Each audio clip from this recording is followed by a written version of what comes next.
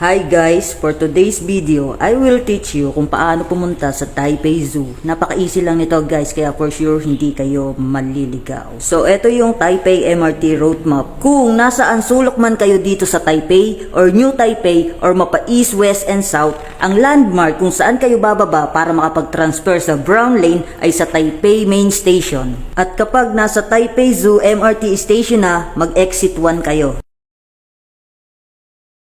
Let's go! Kasama ko na naman yung tropa ko. Exit 1 ha, and then walk forward. Ang cute ng mga Jeje Cup. Sige lang, diretso lang ang lakad hanggang matanaw nyo ang entrance ng Taipei Zoo. So, nung morning, cloudy siya, pero nung tanghali na, lumabas naman si Haring Araw. Kaya wala naman akong naging problema sa kanya for today's video.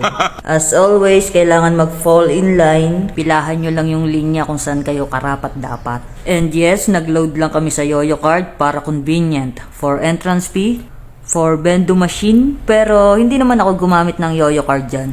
Kasi nakalimutan ko. Easy lang gumamit neto guys kasi yung instruction ay nakatranslate din naman sa English. So, ganun ako katalino guys. Charot lang. Pwede din namin gamitin yung Yoyo card sa mga rides. Pwede kayong magbaon ng food, pwede ding hindi kasi meron ditong 7-Eleven. Meron ditong mga food cart kagaya neto.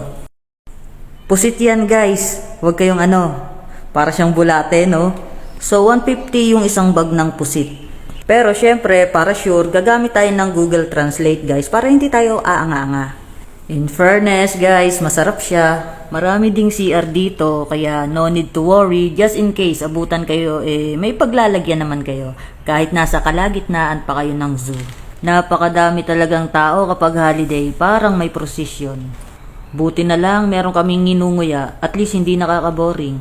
Oy, pusit yan guys ha, hindi ang bulate. Napakaganda talaga dito guys. Isa kasi ang Taipei Zoo sa affordable na tourist spots dito sa Taiwan. Kaya dapat hindi ito mawala sa iyong bucket list. At 20 NT nga lang pala ang entrance fee dito sa Animal Museum. O di ba budget meal? Nalibang ka na, nakamura ka pa. Siya, pamura nga ng isa.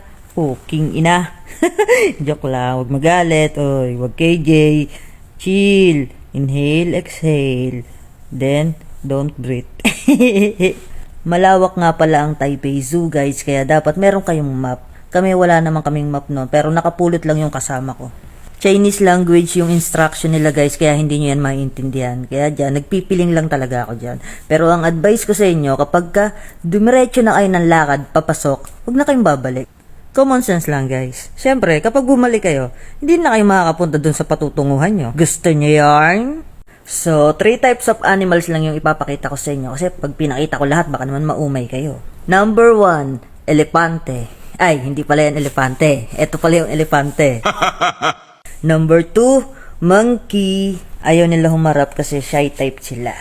And last, syempre, yung kalaban ng mga loyal, ahas. At sa aking paglilibot guys, ako'y may nakitang nakatihayang pagong. Muntik ko nang makalimutan na tao nga pala ako. So, nag-aya yung tropa ko na mag-cable car. Kahit na ayaw ko, sige, G lang. 5 NT nga lang pala ang entrance fee dito guys. Sasakay kami ng jeep train. Yes, tinawag ko tong jeep train. Kasi tignan nyo naman, train na may konting jeep. San ba naman kayo nakakita ng train pero sa kalsada dumadaan, di ba? In fairness, ang sarap sa feeling.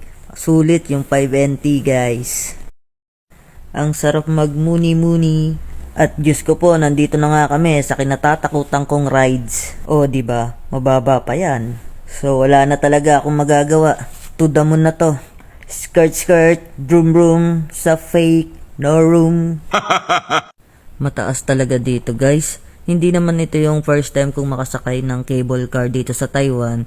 Nakasakay na rin naman ako noon. Ito, sa Far Glory. Pero mababa lang siya. Pero dito sa Taipei Zoo, talagang ang taas. Sobrang taas. Takot pa naman ako sa heights. Hindi lang halata. Ubos nga yung tubig ko eh.